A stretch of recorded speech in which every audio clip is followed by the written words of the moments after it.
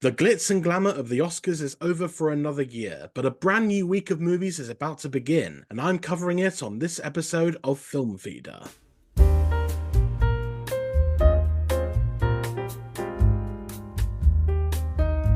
Hello, one and all, and welcome back to the show. I'm your film chef extraordinaire, Jack Martin, here as ever to dish up the latest new releases coming to cinema, streaming, and on demand, and to also give my detailed thoughts on one or two of the most exciting new films. And if you're listening to this on launch day, the 11th of March 2024, you'll know full well which movies have triumphed at the Oscars. But right now I don't, as I'm actually recording this episode mere hours before the show kicks off. So I thought it'd be fun if I shared my final predictions, and then you, dear listener, can see how many I actually got right. So I've actually got my principal ballot right here, so might as well start off with Best Picture. I, of course, went for Oppenheimer. Hopefully I got that correct. Same with director, Christopher Nolan. Hopefully we can now say Academy Award winner Christopher Nolan. Actress in a leading role, I've got down Lily Gladstone for Killers of the Flower Moon. Hopefully she triumphed, or maybe Emma Stone did for Poor Things. Who knows?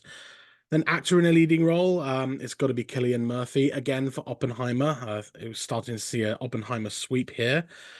As also actress in a supporting role, I put down Da'Vine Joy Randolph for her excellent turn in The Holdovers. She had been sweeping the entire, she had been sweeping the entire like circuit. So I'd be shocked if she didn't win for this. Then actor in a supporting role, I've got Robert Downey Jr., Oppenheimer. I think he's the favorite to win going in. Again, I'd be shocked if he didn't win it, or maybe Ryan Gosling snuck in at the last minute. You never know. Original screenplay, I put down Anatomy of a Fall. That is the favorite, but The Holdovers has been seen as a potential spoiler. Adapted screenplay, I put down Cord Jefferson's script for American Fiction, and honestly, I'm kind of hoping that Barbie triumphs here, because wouldn't it be so nice to have Greta Gerwig as an Oscar winner? Maybe that's happened, I don't know, I'm just reading my predictions. The international feature, I put down The Zone of Interest. It's the only one among that category that's up for more Oscars, including Best Picture and Best Director, so international feature seems like a shoe-in at this point. Animated feature, I want Spider-Man Across the Spider-Verse to win, but I wouldn't be too shocked if The Boy and the Heron took it. Documentary feature, I had put down 20 Days in Mariupol. Seems to be the favorite with everyone else. Hopefully that triumphed too. Oppenheimer again for original score, and then Barbie would have been What Was I Made For in original song, or maybe I'm just Ken snuck in, I don't know. So Oppenheimer again in cinematography. Then I put down Barbie for costume design over Poor Things. Oppenheimer again for editing. Poor Things I put for makeup and hairstyling, but again it might be Maestro's to lose. Poor Things is in production design, but again, this might be where Barbie triumphs. I don't know. Oppenheimer again for sound. Visual effects, I'm really hoping it's Godzilla -1, because, I mean, what the film does on such a limited budget is just incredible. And then we have the short categories. I'll be honest with you, I haven't really seen many of these, so I'm just really just guessing here. Animated short, War is Over, inspired by the music of John and Yoko. Live action short, I put The Wonderful Story of Henry Sugar, because that's the only one I've actually seen. And documentary short, I just winging it and just put Nene and Waipo, which I don't know if that's the winner, but so yeah, that's my predictions, official predictions for the Oscars. And do let me know in the comments or review section of wherever you may be listening how many I was able to get right, which categories I got wrong, whether Jimmy Kimmel crushed it during his fourth hosting gig, if the likes of Messi, the dog from Anatomy of a Fall, put in a surprise appearance, all of which I want to stress I do not know will actually happen, as I'm once again recording this just before the Oscars. So with all that out of the way, let's just dive right into this week's crop of exciting new releases in my specially curated movie menu.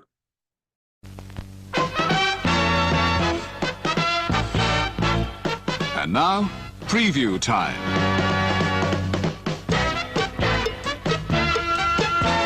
When it comes to entertainment, You can't beat a good film. So let's take a look at what's coming your way. So the big release this week comes from one half of the Coen brothers, Ethan for those wondering, with his first solo directing feature without brother Joel titled Drive Away Dolls. This is a new madcap comedy about a pair of young lesbians played by Margaret Qualley and Geraldine Wiswanathan who decide to take off together on a road trip to Tallahassee in a rented car, only for them to be targeted by shady mobsters who are after a mysterious briefcase in the trunk of their car, which contains some rather shocking goods. But if you're not already sold on this zany comedy from a Coen brother, then allow me to give you 5 solid reasons why Drive Away Dolls should be your top priority when it comes to this week's new film releases. Number 1, it is a hilarious and unpredictable road trip comedy that proudly wears its queer identity on its sleeve, with positive representation of the L in LGBTQIA+, giving this film a lovable energy that shouldn't fail to please. Number 2, as often was the case when he worked with brother Joel, Ethan Coen directs the film and also serves as writer, producer, and editor, all 3 of which are roles also designated to Ethan's partner Trisha Cook, who interestingly also identifies as a lesbian despite her long-time marriage to the Oscar-winning filmmaker. Number 3, both Margaret Qualley and Geraldine Wiswanathan form a sparkling central duo, and there's even room among the rather impressive ensemble cast for scene-stealing supporting turns from the likes of Beanie Feldstein, Bill Camp, Matt Damon, Pedro Pascal, and Oscar nominee Colman Domingo, all of whom are having as much of a blast as the 2 leads clearly are. Number 4, it really isn't going to take that big a chunk out of your day, as it runs at only 84 minutes long, but even then the film packs plenty of wild laughs and madcap plotting into its tight narrative, to where you almost wish it was even longer. And the 5th and final reason to get excited for Drive Away Dolls is that it's a fun and lively callback to the more comedic films that Ethan would make with his brother Joel, such as Raising Arizona, Burn After Reading, and of course The Big Lebowski, which hopefully, if rumours about the 2 filmmakers reuniting for a new project are to be believed, we could see a return to much sooner than anyone could have thought. So that's my 5-point list of reasons why you should be excited for Drive Away Dolls, which speeds its way into cinemas courtesy of Universal Pictures on Friday the 15th of March. There are plenty of other intriguing films that are also on their way to cinemas this week, including the latest project by award-winning Japanese author Hirokazu Kore-eda, the filmmaker behind such films as Afterlife, Like Father Like Son, Broker, and the Palme d'Or-winning Shoplifters, and is now back with Monster, an unpredictable mystery drama that's set in Japan, where a single mother played by Sakura Ando, who also had a role in Shoplifters and recently appeared in Godzilla -1, notices that her young son is displaying some rather unusual behaviour, and later learns that it's apparently because a schoolteacher is abusing him quite badly, which leads to some rather shocking reveals as shown through multiple perspectives. I won't say too much more here as I'll be delivering my review for the film later on, but Monster, which is being released by Picture House Entertainment, is a captivating and emotional drama, complete with the final score by the revered late composer Yuichi Sakamoto, that you should certainly check out in cinemas from Friday the 15th of March. From Japan, we now fly all the way over to Australia, which is the setting of filmmaker Warwick Thornton's The New Boy. This is the historical magical realist drama set in the 1940s, when a young Aboriginal boy, played by newcomer Aswan Reid, is brought to a remote Christian monastery for Indigenous boys like himself, which is run by a renegade nun by the name of Sister Eileen, played by Oscar winner Cate Blanchett, who's also one of the producers on the film. But shortly after arriving, the young lad finds that he is capable of some rather unusual abilities, which soon causes him to question his faith as well as his heritage.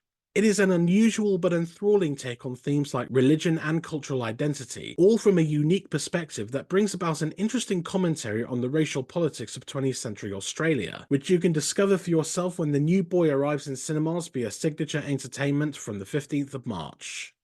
The next stop on our international tour is Senegal, where Benal and Adama, the feature debut of award-winning filmmaker Ramato Toulé Sai, unveils its story about 2 young lovers in a remote village whose union is disapproved by their elders as they do not feel that it meets their traditional expectations, and it is further tested once a drought begins to plague the village.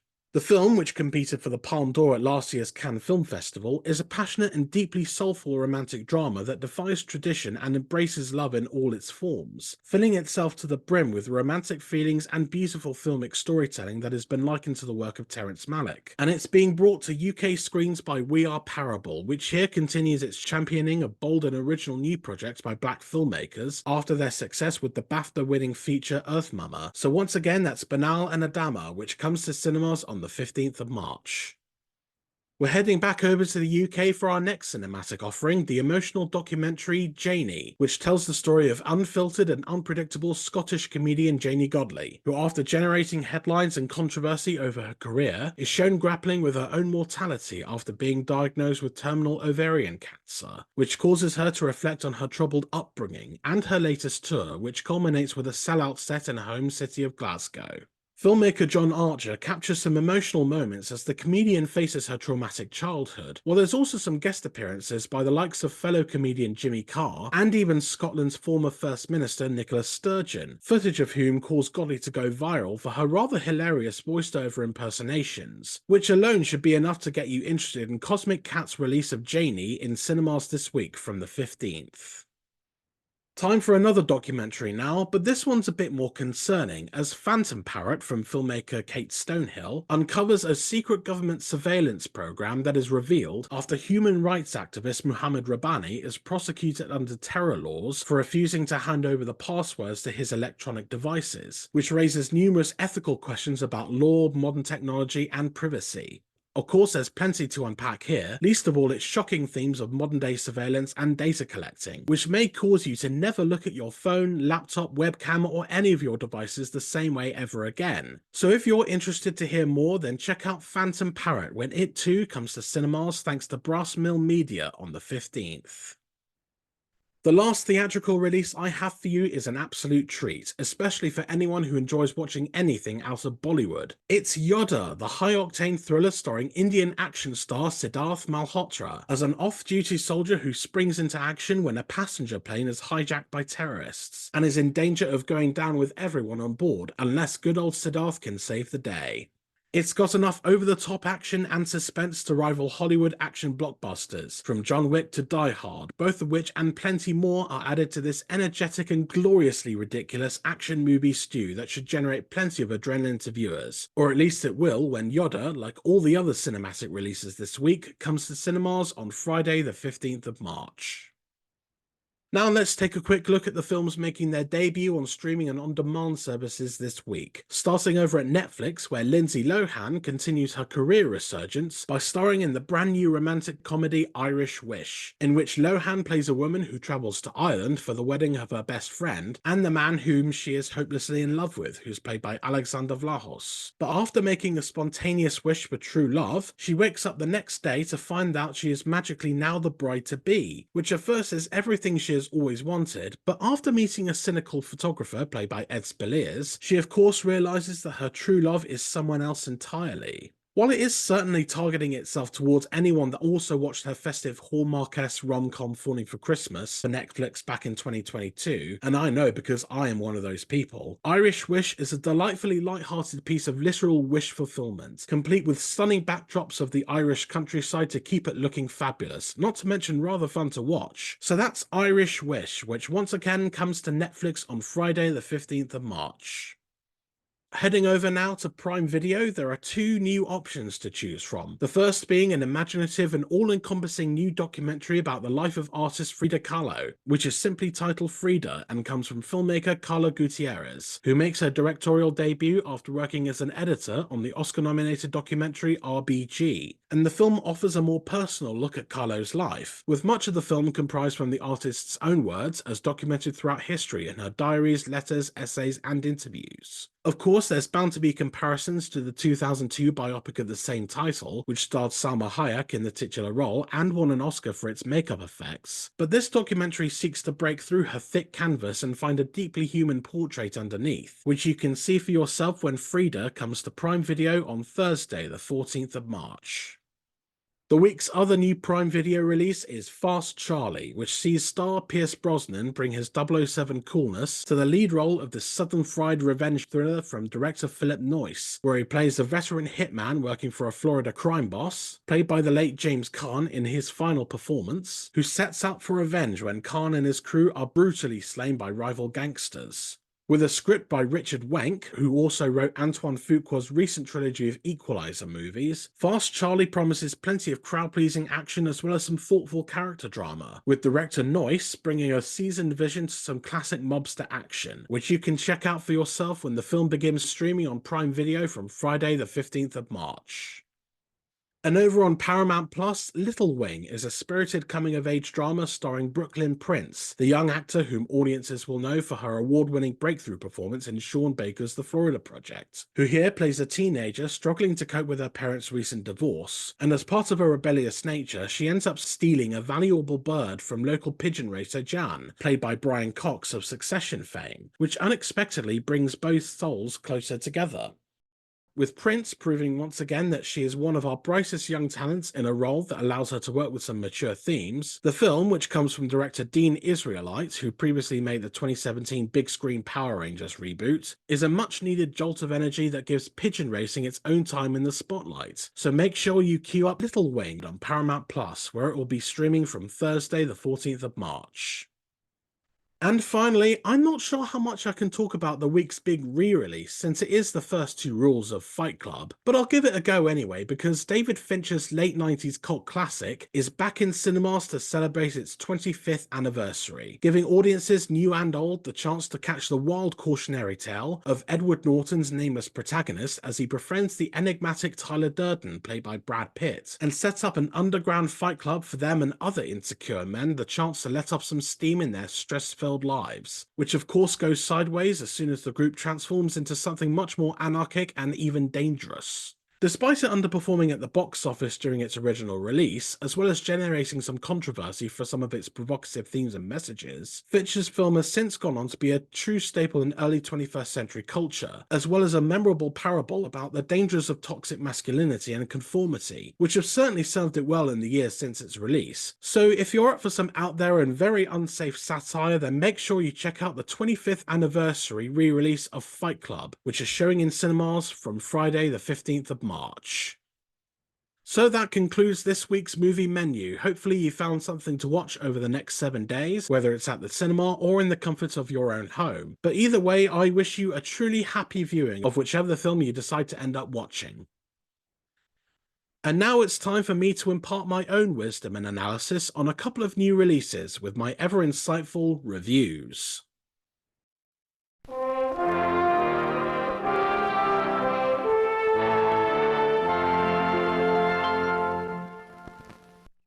Up first are my thoughts on this week's new cinematic release Monster, director Hirokazu Kore-eda's new film, which I managed to catch at a press showing during last year's BFI London Film Festival, and I recently rewatched it just to refresh my memory a little bit.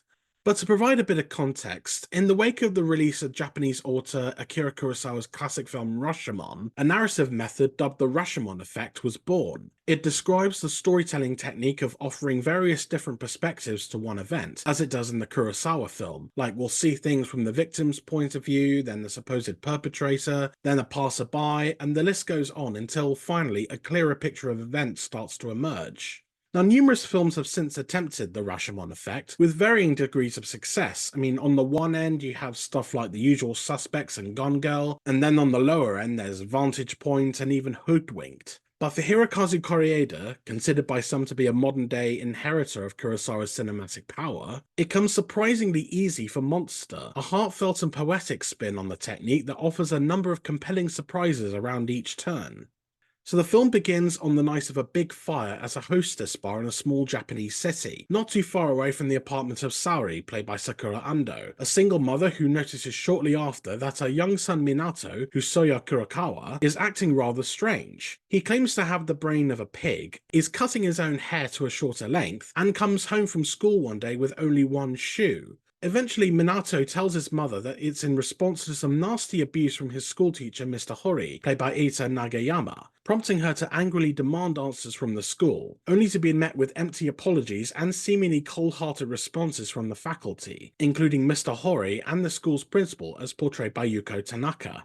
Soon, however, the focus suddenly shifts, and we are taken back to the night of the burning hostess bar where we are now following Mr. Hori, who turns out to not be quite as monstrous as his young pupil had previously described, but through a series of miscommunications he is still put under the spotlight for his alleged behaviour.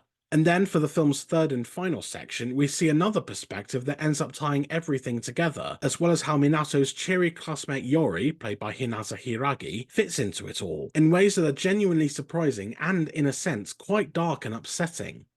As in his previous films, Kore-eda gently lays the foundations for his multi-layered narrative that has more and more stuff built on top of it as it goes, but rarely does it feel like it becomes too entangled in itself. Instead, the filmmaker manages to keep things as simple as they can be, while still diving deep into its complex set of characters, each one with more intriguing secrets than the last. This often makes for a neatly understated drama, wherein we see characters who at first seem highly unsympathetic, but are in fact dealing with slightly more concerning personal matters, while previously seen events take on a whole new light as soon as the perspective shifts, even adding a rather emotional lens to them that might not have been apparent beforehand. The filmmaking helps give the film a calming visual identity in a way that complements the beating heart that turns out to be at its centre, as characters are revealed to have some unexpected desires and some heartbreaking backgrounds that are meaningful and rather daring, especially in a country with such rocky attitudes towards certain ways of life as Japan. Kore-eda is a filmmaker that wants the viewer to see its characters not as perceived archetypes but as human beings, which is what Monster is ultimately about, not leaping to conclusions about anyone. There's always something going on underneath a person's seemingly cold exterior, and with its Rashomon effect in full use, the film allows a deep and often moving look into nearly all the main players in this difficult situation, which humanizes them to profound levels. The only thing I can think of that didn't feel particularly strong was, of all things, the subtitles. When I saw this film back in October, I noticed how the English words at the bottom of the screen didn't seem grammatically correct, with some punctuation missing and some lagging sentences as well. And at the time, I put it down to how the film mustn't have been translated properly in time for the press screening, but a recent showing confirmed to me that this was just the writing style of screenwriter Yuji Sakamoto, or at least how the people in charge of the subtitles have chosen to present their translation. Granted, I don't remember exactly how the subtitles were presented in that screening all the way back in October, but either way, it did initially take me out of the movie, since I couldn't stop wondering if more work needed to be done on the subtitles before showing it to general audiences. Other than that, Monster is a strong recommendation, and a surprising new entry in the lineup of films that use the Rashomon effect to profoundly satisfying effect. In short, I'd say that Monster is a compelling new spin on the classic Rashomon-style method of multi-perspective storytelling, which filmmaker Hirokazu Kore-eda treats with great respect and admiration for his complex characters in a constantly unexpected narrative. And so I'm giving it 4 stars, which equates to something you'll be hungry for more of. And once again, you can see Monster in UK cinemas from Friday the 15th of March. Finally, I want to talk a bit about last week's big release, which was Ava DuVernay's Origin, based on Isabel Wilkerson's non-fiction book Caste: The Origins of Our Discontents. Released in 2020, shortly after the murder of George Floyd sparked worldwide protests, the book inspired readers to view racism and even the nature of hatred itself a little differently, as a product of hierarchical systems that have been put in place for centuries, even millennia. The book is a fascinating read, by the way, with enough material that would make for an equally fascinating documentary. Except, Ava DuVernay's adaptation isn't a documentary. Rather than giving Wilkerson's book the factual treatment, as she did with her powerful Oscar-nominated documentary feature 13th, DuVernay has instead opted to go the full dramatization route like with Selma and Middle of Nowhere beforehand. It's an ambitious approach which feels appropriate given the wide-reaching scope of Wilkerson's source material, though it runs the risk of becoming too much of a heavy-handed lecture for audiences that want a more entertaining experience. The fact that Origin stays together as well as it does, though, is a testament to DuVernay's dutiful direction and writing that adapts an immensely detailed non-fiction novel into a compelling, if not entirely engaging, narrative feature. DuVernay's film sets as its protagonist none other than Isabel Wilkerson herself, as played by Anjanou Ellis-Taylor, the Pulitzer Prize-winning writer who was approached shortly after the fatal shooting of young black man Trayvon Martin to write an opinion piece on the racist incident. But Wilkerson soon becomes fascinated with the idea that racism itself isn't the only factor in Martin's death, or even any other similar incident, but rather is a symptom of the hierarchical caste system that separates social groups and fixates a number of restrictive rules for people within it, such as not being allowed to date or marry outside one's group, and forbidding interaction with anyone seen as culturally different. Origin charts Wilkerson's personal journey as she interviews several subjects for her book and travels around the world to Berlin and India to learn more about the caste systems in their respective countries, all while trying to find the link between them and the one that's in place within the United States. Along the way, Wilkerson also experiences close loss, including her loving husband, Brett Hamilton, played by John Bernthal, and her elderly mother, Ruby, who's played by Emily Yancey, both within months of each other, as well as skepticism from those unable to understand the logic behind her in-progress thesis. But she no less dedicates herself to finding the answers that could explain why racism and general bigotry persists in not just American society, but all societies across the world. It is a film that requires a lot of thought and patience from the viewer, as DuVernay doubles down on delivering the information presented in Wilkerson's book in ways that aren't always easy to follow. Much of it is delivered in straightforward exposition, which feels appropriate for a film so steeped in facts and research, and as such it can be a dense viewing experience as it packs so much into its narrative that it can be difficult to keep up with it all. On top of the extensive research Wilkerson conducts throughout, as well as all the personal grievances that she is shown to experience, there are also numerous flashbacks to other related stories throughout history, such as an undercover investigation into American segregation, a romance between a Nazi party member and a Jewish woman, and the deeply upsetting story of young Al Bright, a little league player who was denied entry to a swimming pool with his fellow teammates simply because he is black. These are all pretty powerful as their own individual strands, and to DuVernay's credit, she does manage to sew them together well enough, but it can be quite overwhelming for an audience member expecting to see a more traditional dramatic structure. There are also times when DuVernay allows Origin to become too on the nose with its efforts to convey its themes and subjects, which certainly get the point across, but at the small cost of its subtlety. Now don't get me wrong, I truly believe that a film like this, which deals with incredibly vital social topics such as institutionalized racism and hierarchical systems of power, should absolutely be as clear as it can with what it's trying to say, for that's really the only way any of its important messages will get through to general viewers. However, when you factor in scenes of Ingenue Ellis-Taylor's Wilkerson interacting with Nick Offerman wearing a MAGA hat for the entirety of his role, and an extended monologue that closes out the film and features apparitions of several historical figures with seen throughout, Origin runs the risk of becoming so heavy-handed that it threatens to emotionally disconnect the viewer from the valid points that it's trying to make. DuVernay, however, maintains the dignity of both Wilkerson's captivating findings and their vital effect on the world at large, through plentiful filmmaking that applies a naturalistic, even documentarian vision to the writer's complex journey. And a fantastic lead performance by Ingenue Ellis-Taylor also works wonders for the viewer's ultimate engagement in the film's narrative progress, as you truly feel her grief for the loved ones she loses along the way, as well as her passion for her deeply complex subject. And it's because the film is so well made and phenomenally acted, with a standout monologue from Audra McDonald as an interviewee with a traumatic past, that it just about overcomes its dense execution to deliver an intellectual dramatization of the original book that hits enough points for it to land. Now, could Origin have worked better as a documentary? Probably, but the fact that DuVernay is willing to go that extra route and turn an incredibly factual piece of literature into an engaging, if dense, narrative feature shows that she and Isabel Wilkerson have in common a keen sense of ambition, which is difficult to not admire. So in all, Origin is an ambitious and often compelling dramatized adaptation of Isabel Wilkerson's non-fiction book, which packs a lot of information into its heavy-handed narrative that flows well enough under Ava DuVernay's compassionate direction, which is enough for me to give it 3 stars, making it a decent stomach filler that you can now find in cinemas nationwide. And that about brings this week's episode of Film Feeder to an end. Thank you so much for listening if you made it to this point, and if you have and want to share with the world how much you enjoyed it, then feel free to leave a nice comment or review on whichever platform you're listening on, and maybe even share it with anyone who's interested in hearing about any of this week's new releases. You can also find and follow Film Feeder on various social media channels, including Facebook, Twitter, Instagram, TikTok, and others. And you can find the handles and links to all of them in the episode description. So make sure you stay updated with all the latest podcast episodes, as well as regular written reviews and previews that you can find on the Film Feeder website. Speaking of which, you can find all of my written content at filmfeeder.co.uk, the only place online where you can see all of my work from the past 10 years up to and including the present day. Once again, that's filmfeeder.co.uk for all of my written reviews and previews. And if you want to support Film Feeder even further, then please consider subscribing over on Patreon at patreon.com/filmfeeder, where all paid subscribers can get early access to certain podcast episodes, as well as the ability to vote on future topics and plenty of other tasty treats. So once again, that's patreon.com/filmfeeder, where you can subscribe today. Be sure to join me next week when I'll be covering plenty more exciting new releases, such as the anticipated legacy sequel Ghostbusters Frozen Empire, as well as delivering more reviews for some of the biggest new films out there.